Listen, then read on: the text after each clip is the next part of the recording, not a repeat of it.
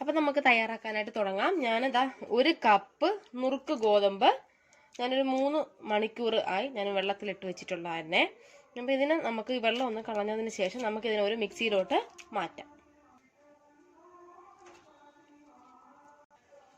ഇപ്പം ഞാൻ ശർക്കര ഇട്ട് കൊടുത്ത് എന്നിട്ട് നമുക്ക് കുറച്ച് ഏലക്ക പൊടിച്ചത്. ഇനി നമുക്കിതിലോട്ട് കുറച്ച് വെള്ളം ഒഴിച്ചു കൊടുക്കാം. അപ്പം ഞാനൊരു 1 കപ്പ് വെള്ളം ഞാൻ ഒഴിച്ചിട്ടുണ്ടേ. നമുക്ക് ഇതെല്ലാം കൂടെ നന്നായിട്ടൊന്ന് അടിച്ചെടുക്കാം. ഇവിടെ ഞാനിതാ അതുപോലെ ഒരു ടിഫിൻ എടുത്തിട്ടുണ്ട്. നിങ്ങളുടെ കയ്യിൽ നമ്മൾ കേക്ക് ബേക്ക് ചെയ്യുന്ന ട്രേ ഇല്ലേ, ബേക്കിംഗ് ട്രേ, അതുണ്ടെങ്കിൽ അതെടുക്കുക. എന്നിട്ട് ഇതുപോലെ നന്നായിട്ട് നെയ്യോ വെണ്ണയോ എന്തെങ്കിലും നന്നായിട്ടൊന്ന് തേച്ച് കൊടുക്കണം. തേച്ച് കൊടുക്കണം എന്തെന്ന് വെച്ചാൽ നമ്മളിത് പെട്ടെന്ന് തന്നെ ഇളകി വരാനായിട്ടാണ് നമ്മൾ തേച്ച് കൊടുക്കുന്നത്. അതല്ല എങ്കിൽ നമ്മളെ ബട്ടർ പേപ്പർ ഇല്ലേ, അതാണെങ്കിലും താഴെ വെച്ച് കൊടുത്താൽ മതിയാവുക. നന്നായിട്ട് തേച്ച് കൊടുക്കണേ. നമ്മൾ ഈ അരച്ച കൂട്ട് ഇതിലോട്ട് ഒഴിച്ചു കൊടുക്കാം നമുക്ക്. അപ്പം നിങ്ങളിത് മിക്സ് ചെയ്തെടുക്കുമ്പോഴത്തേക്ക് ഒരുപാട് ലൂസ് ആവാനും പാടില്ല, ഒരുപാട് കട്ടിയാവാനും പാടില്ല. ആ ഒരു പരുവത്തിൽ വേണം എടുക്കാനാട്ടെ. ഞാൻ കുറച്ച് ക്യാഷ്നട്ട് വെക്കുന്നുണ്ട്. അപ്പം നിങ്ങൾക്ക്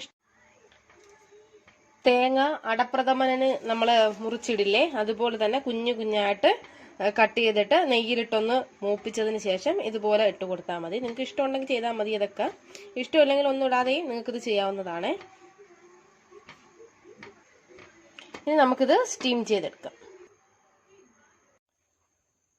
അപ്പോഴിത് ഞാൻ നന്നായിട്ട് ആവി കയറ്റി എടുത്തിട്ടുണ്ട്. അപ്പം ഞാനൊരു 20 മിനിറ്റ് ഇത് വേവിക്കാനായിട്ട് എടുത്തിട്ടുണ്ട്. ഞാൻ കടായിലാണ് ചെയ്തത്. നിങ്ങൾക്ക് സ്റ്റീമർ ഉണ്ടെങ്കിൽ സ്റ്റീമറിൽ ചെയ്യാം. അതല്ല എങ്കിൽ നമ്മൾ ഇഡ്ഡലി തട്ടില്ലേ, ഇഡ്ഡലി പാത്രം, അതിലാണെങ്കിലും ചെയ്യാവുന്നതാണ്. ഇതൊന്ന് തണുത്തതിന് ശേഷം നമുക്കൊരു പ്ലേറ്റിലോട്ട് മാറ്റിയിട്ട് ഇതിനെ കട്ട് ചെയ്തെടുക്കാം. അപ്പോൾ ഞാൻ തണുത്തതിന് ശേഷം ഇങ്ങനെ ഒരു പ്ലേറ്റിലോട്ട് മാറ്റിയിട്ടുണ്ടേ. കണ്ടല്ലോ, ഞാനിതാ കണ്ട അടിഭാഗം നോക്ക്, നല്ല പെർഫെക്റ്റ് ആയിട്ട് കിട്ടിയിട്ടുണ്ട്. ഇത് ശർക്കരേൻ്റെ ആ ഒരു ഇതേ ഉള്ളൂ, വേറെ ഒന്നും ഒട്ടിപ്പിടിച്ചിട്ടോ ഒന്നുമില്ല. നല്ല സോഫ്റ്റായിട്ട് ഇരിപ്പുണ്ട്. അപ്പം നമുക്കിതിനെ കട്ട് ചെയ്തെടുക്കാം. അപ്പോൾ അതാ ഞാൻ കട്ട് ചെയ്തെടുത്ത് വെച്ചിട്ടുണ്ടേ. കണ്ടല്ലോ, ഇതുപോലെയാണ് കട്ട് ചെയ്തിട്ടുള്ളത്.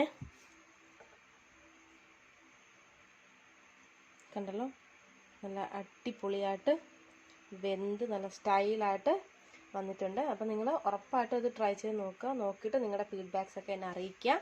വളരെ സിമ്പിളായിട്ടുള്ളൊരു റെസിപ്പിയാണ്. ട്രൈ ചെയ്ത് നോക്കുക. നോക്കിയിട്ട് അഭിപ്രായം പറയണം. അപ്പം നിങ്ങൾ ഒരു 20 മിനിറ്റ് കഴിഞ്ഞിട്ട് ഇതിനെ ജസ്റ്റ് ഒന്ന് ചെക്ക് ചെയ്ത് നോക്കണം. ഒരു ടൂത്ത് പിക്കോ അല്ലെങ്കിൽ വേറെ എന്തെങ്കിലുമോ വെച്ചിട്ട് ഒന്ന് ചെക്ക് ചെയ്ത് നോക്കണം. ഇപ്പോൾ ഒട്ടി പിടിച്ചില്ല എങ്കിൽ നമ്മുടെ ഇത് റെഡി ആയിട്ടുണ്ടെന്ന് നമുക്കറിയാം. അപ്പോൾ ഉറപ്പായിട്ട് ട്രൈ ചെയ്ത് നോക്കുക. നോക്കിയിട്ട് നിങ്ങളുടെ ഫീഡ്ബാക്സ് അറിയിക്കുക. ഓക്കെ, അപ്പോൾ thanks for watching Deep's kitchen. Thank you.